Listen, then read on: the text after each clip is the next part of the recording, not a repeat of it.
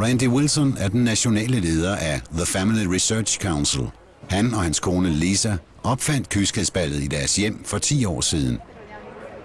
We wanted to create an event that was so spectacular to the heart of a daughter with her father that would be a turning point, maybe for their relationship, maybe even for future generations. When a father engages in the heart of his daughter, the result is going to be a daughter that feels valued and doesn't necessarily run out to get validations physically from young men. That she would say, I am valuable and worthy, and I expect to be treated like this by the future men in my life. Hundredvis af kyskhedsballer finder sted tværs gennem landet, men Wilsons er det originale og mest storslåede af dem alle. We just wanted elegance and romance and something so extravagant that it would touch the intrinsic soul of a young girl. I midten af dansegulvet står der et håndlaget trækors.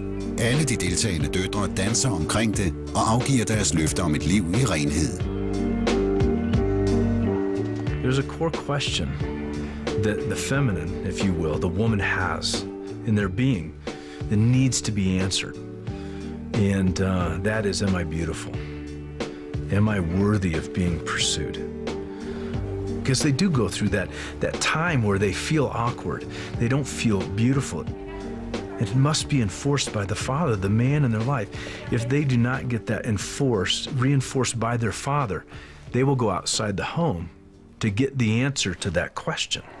So, in the rehearsal room, when we were at New Life... I dag skal der øves på balletopvisningen til ballet. Det styres af Kirsten, Randy og Lisas anden ældste datter, som er 20 og stadig jomfru og hjemmeboende. That looks beautiful, okay? So, Lydia, when you come in, what we're going to do is we're just going to do a walkthrough so that you girls... I don't have a desire to visit the bar or spend time in certain places or spend time with certain people because I've just chosen a higher standard for my life. And that is from, number one, my dad, the relationship I have with my parents, and them showing me, you know, how to live a wholesome, healthy life.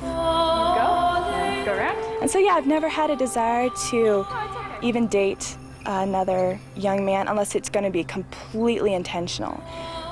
You know, I wouldn't want to bring anything unhealthy into my body. One of the reasons we've gone the direction we have in culture and society today is because of the absence of father, particularly in a young woman's life.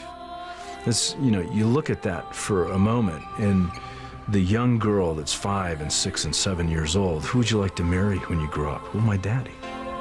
He is, in her life, this significant individual. The father's everything.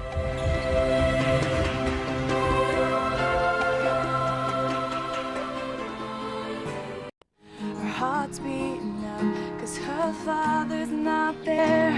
It's a thing she's always wanted. Randy og Lisa Wilson er græsrødderne inden for kyskhedsbevægelsen. De har 5 døtre og 2 sønner.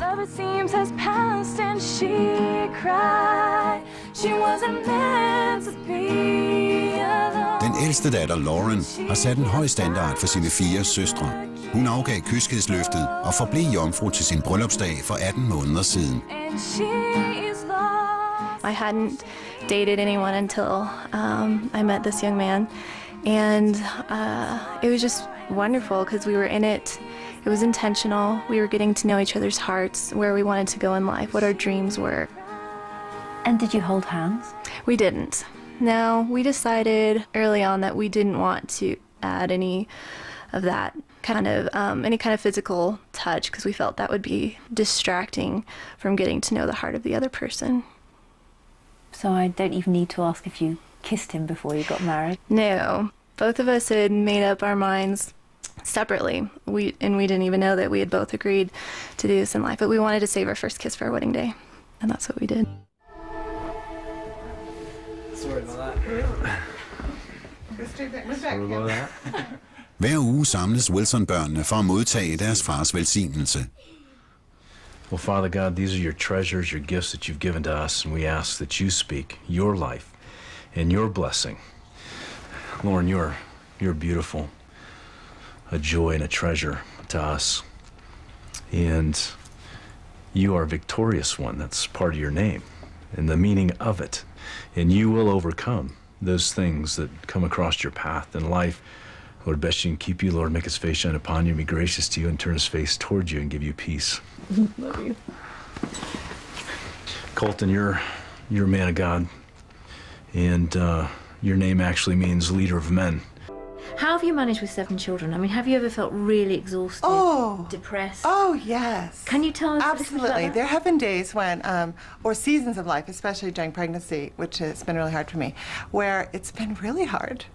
I had 4 children under 5, and it was wonderful when I look at their little faces. It was so wonderful, but I didn't think I did a great job. I mean, I was so exhausted, but I had to turn to God. I remember just going face down in my living room, just begging God.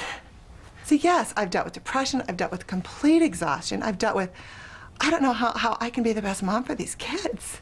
And you had miscarriages? We lost 5 children. And so every child was a gift.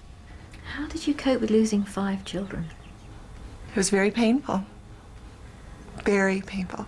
Each one was a loss. And I know some people treat miscarriages as a stubbed toe. It's a death. It was very painful. And the children grieved. They lost, you know, they were part of the loss. It was very painful. I would do every day again to hold you older 4 as toddlers in my lap one more time. And then you, the next 3 when you came along, I didn't even know what was coming. And you've shaped me and my heart so much more than I could have ever shaped you. And I am so grateful. You were my first love, always there for me. And is the answer to that question, am I beautiful, ever no? You're not. Oh, I hear that from young women. At times they don't feel beautiful at all. So I've got to come to them. You are. Let me tell you who you are. You are beautiful. They may not believe it, but I keep speaking that. So they begin to know that the man in their life, the father at that time, thinks of the most beautiful woman in the world.